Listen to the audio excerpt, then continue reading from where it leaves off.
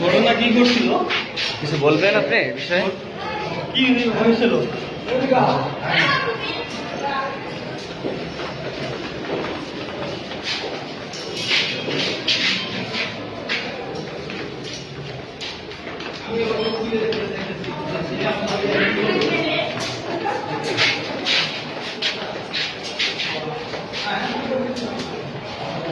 আপনার তো ওয়াইফ ছিল, তাহলে এটা নিয়ে কি মানে হত্যাকাণ্ডটা কিভাবে কি হইলো বলবেন?